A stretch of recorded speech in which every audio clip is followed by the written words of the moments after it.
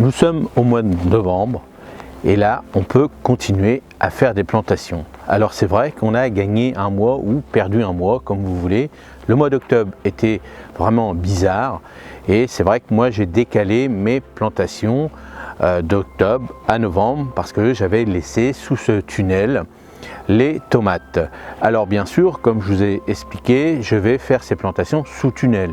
Si vous ne pouvez pas faire ces plantations parce que vous n'avez pas de tunnel, soit vous procurez un petit tunnel nantais, donc c'est-à-dire c'est des petits arceaux, on en trouve partout maintenant. Cela permettra de, si les gelées arrivent ou le vent froid ou autre, avec cette couverture de plastique pourra être bénéfique pour éviter que vos plantations, vos semis et autres subissent un petit peu les désagréments du temps. Ou alors si vraiment vous n'avez pas ce genre de tunnel, vous pouvez aussi prendre du P17 ou du P30 que vous pouvez trouver sur mon site internet. Donc le P17 c'est ce que vous trouvez en grande surface, c'est très fin. Le P30 c'est vraiment petite couverture. L'avantage c'est que le P30 se garde longtemps, on peut même le passer légèrement dans les machines à laver.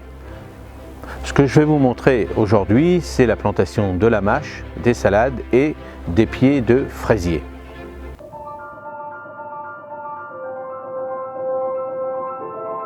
Alors rappelez-vous, nous avions fait le faux semis. Maintenant tout a bien poussé, on va retirer le maximum de graines qui ont germé pendant cette période. Alors tout simplement, moi je prends un croc. Voilà comment je procède.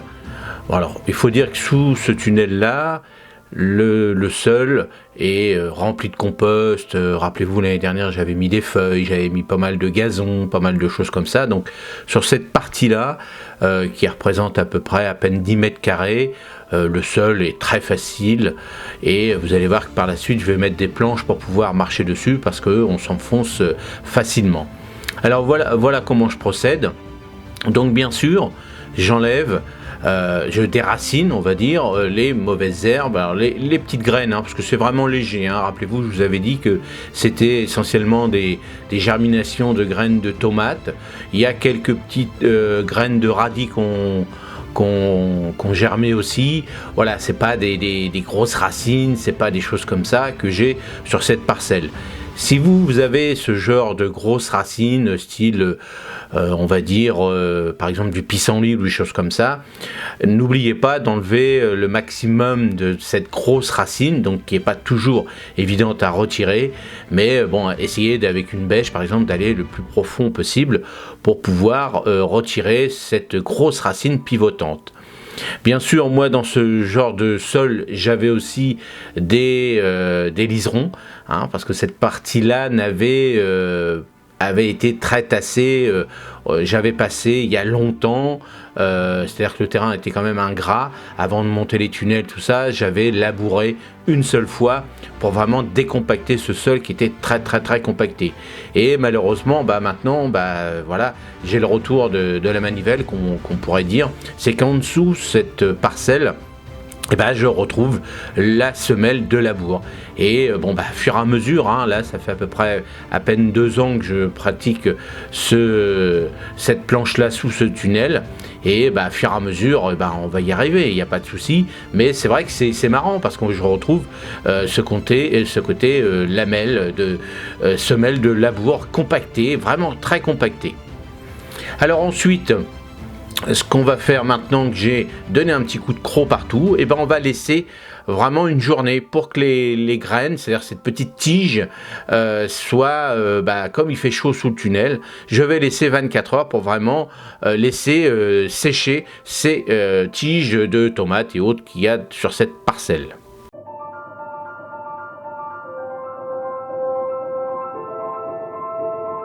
Alors maintenant, ce qu'on va faire, c'est qu'on va passer le râteau partout pour ramasser ces petites tiges qui sont encore sur cette parcelle, cette planche. En même temps, j'en profite pour égaliser un petit peu partout. J'observe aussi s'il n'y a pas de cailloux ou autre. Bon, dans cette planche-là, il n'y en a pas. Mais vous voyez, je ramasse tous les petits déchets plus ou moins, je tasse sur les côtés de mes planches, parce que là, sous le tunnel, j'ai mis des planches, et ça me permet d'observer. N'oubliez pas, quand vous passez un petit outil comme ça, vous regardez bien partout, la couleur de votre sol, regardez si par rapport aux insectes et autres, des vers de terre, s'il y en a ou pas. Vous voyez, vous observez aussi en même temps, et ça vous permet d'étudier un petit peu votre sol. Alors, sur cette planche, je vais égaliser bien partout. Je vais préparer mon sol pour les futures plantations. Et alors ça prend le temps qu'il faut, en fonction de ce que vous avez en nature de votre sol. Bon, moi, je vous ai expliqué que c'était très léger. Donc, voilà, je passe, s'il reste quelques feuilles, c'est pas très grave. Mais vous voyez, là, je viens de sortir un petit morceau de plastique pourquoi il est là ou autre, vous voyez, ça permet d'observer la nature de son sol et comme d'habitude, regarder tout le temps. Et là maintenant, vous voyez la qualité maintenant qu'on obtient, un sol prêt pour faire les futures plantations.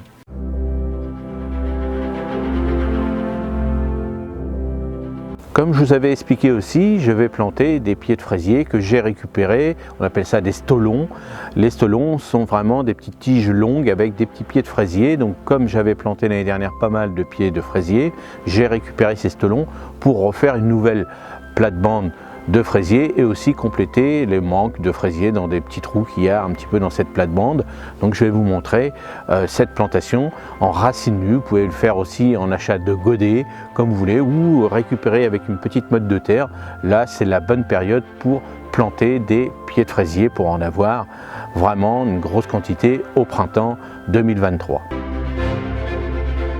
Alors dans cette partie, parce que je vous avais expliqué que sur complètement à côté, j'avais retiré les fraisiers qui étaient anciens et je vais refaire, alors là je bouche les trous de ce petit côté là parce que l'année dernière j'en avais pas mis et là j'ai récupéré des pieds de fraisier, c'est-à-dire c'est les stolons que j'ai récupéré sur mes autres pieds de fraisier et là tout simplement en racines nues comme ça vous tassez bien. Alors ici il n'y a pas trop de soucis puisque ils sont protégés sous le tunnel.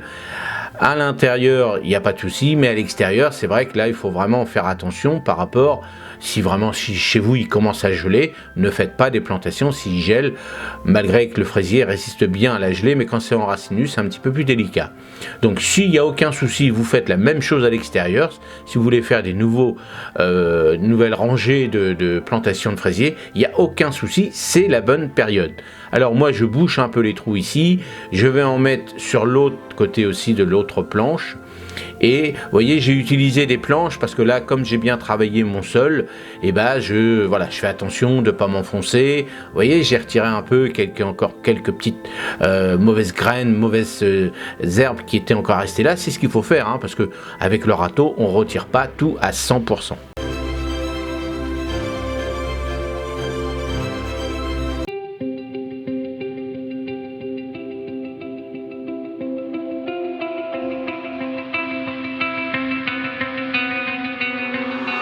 La mâche, une petite salade d'hiver, moi que j'apprécie énormément. Vraiment, ces petites feuilles sont vraiment croquantes, on peut les manger comme ça, on peut les manger à la vinaigrette. Alors il y a des personnes aussi qui les chauffent, c'est-à-dire qui mettent ça dans des purées de pommes de terre. Donc essayez, c'est une petite méthode aussi très sympa. Donc faites des tests et moi personnellement j'adore la mâche. Alors maintenant, rappelez-vous, puisque j'ai gagné, c'est-à-dire j'ai pris de l'avance, puisqu'avec le mois d'octobre qui était un peu bizarre et autres, j'avais fait mes semis dans des petites plaques. C'est vraiment maintenant la méthode que je vais faire régulièrement, en petite micro-motte comme ça, voilà. Ça permet de les stocker un petit peu, de ne pas semer à n'importe quel moment, parce que on ne sait pas trop quelle est la température et autres.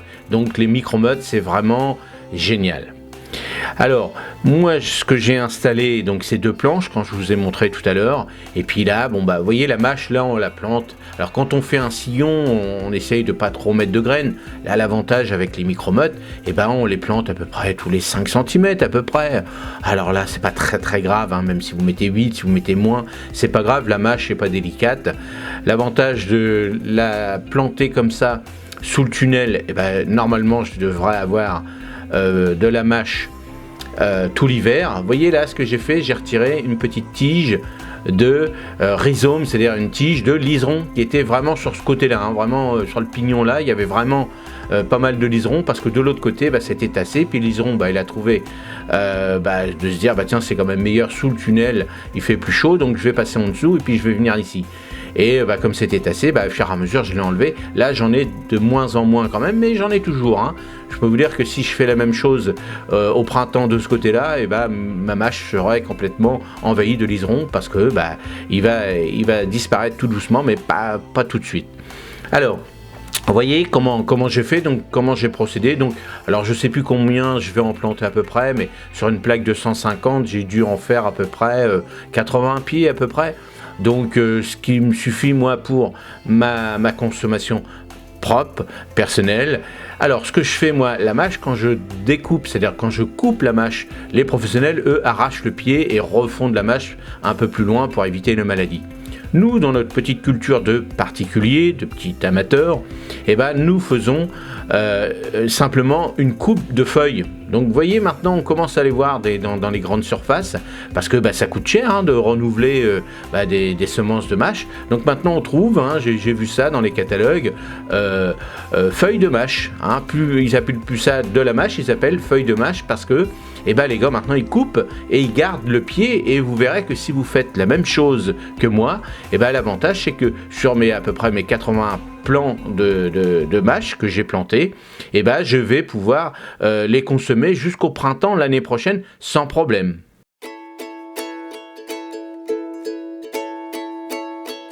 Je plante aussi des salades d'hiver, c'est-à-dire que là de la feuille de chêne et de la laitue verte d'hiver. L'avantage c'est que je vais planter ça en micromotte, et aussi ces salades vont me servir aussi si vraiment l'hiver est rude, en salade à couper.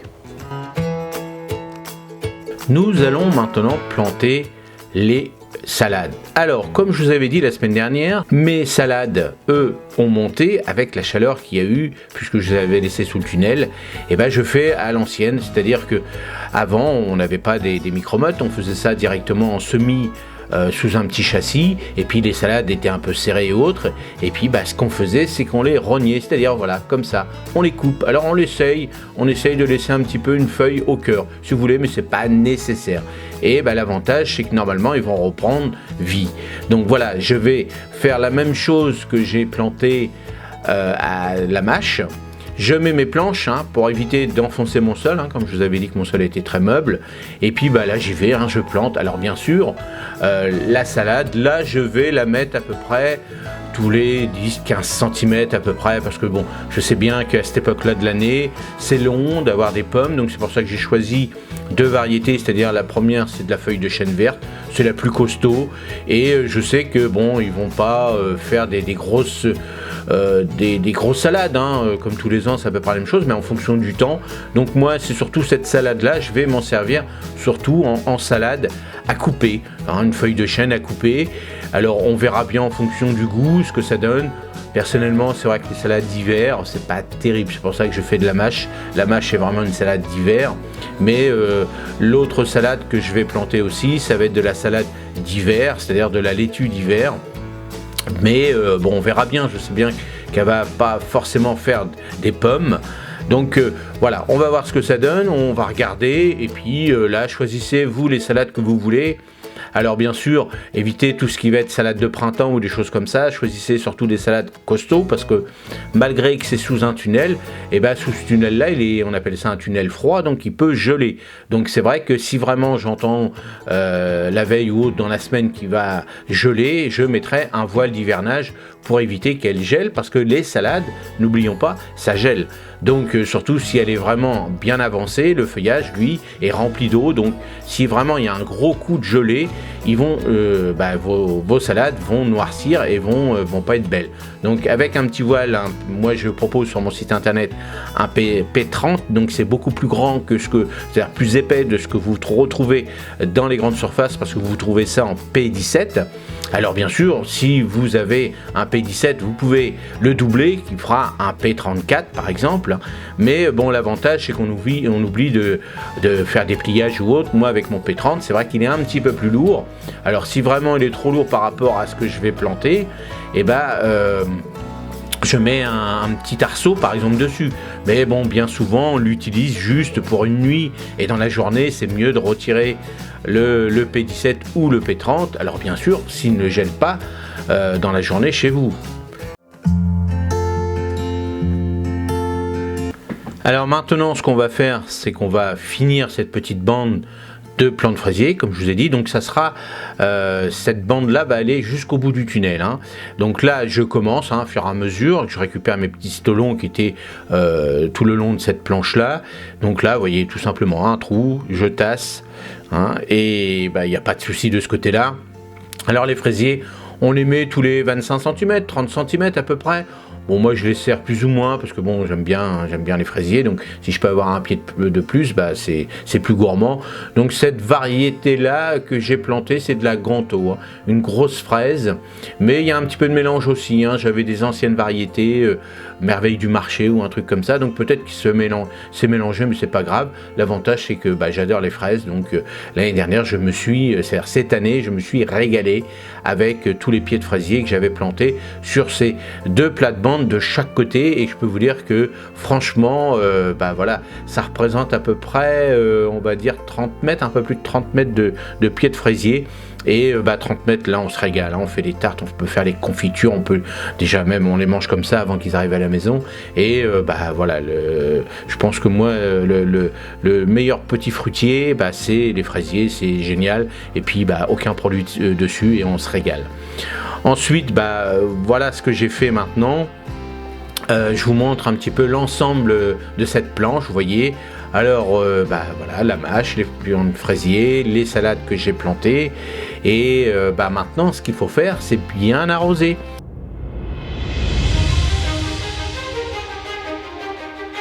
Parce que sous le tunnel, c'est vous qui allez maîtriser l'apport d'eau, donc en fonction de l'humidité, en fonction des températures, vous allez arroser en fonction de votre région. Moi, je sais que sous ce tunnel-là, dès lors qu'il y a un moindre petit rayon de soleil, tout de suite ça monte à 20, 25 s'il fait 4-5 degrés dehors. Si ça monte à 10, tout de suite ça peut monter à 30.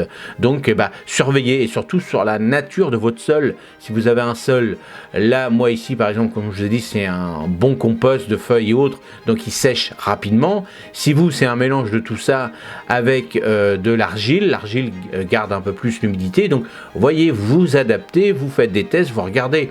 Ne gorgez pas tous les jours avec de l'eau parce qu'il faut arroser tous les jours. Non, l'arrosage, ça se fait en fonction de la nature de votre sol, de l'environnement, c'est-à-dire que de votre région. Noël approche. N'oubliez pas que je vous propose des fiches techniques. Cela permet aussi de me donner un petit coup de main sur cette chaîne. Vous avez aussi des petites fiches que je mets sur mon site internet gratuites, mais les fiches techniques sur comment faire son potager sont très faciles à comprendre. Aussi sur comment récupérer toutes les graines des légumes du potager, et aussi la culture des plantes aromatiques qui sont vraiment complémentaires dans un jardin potager. Ça, c'est très important.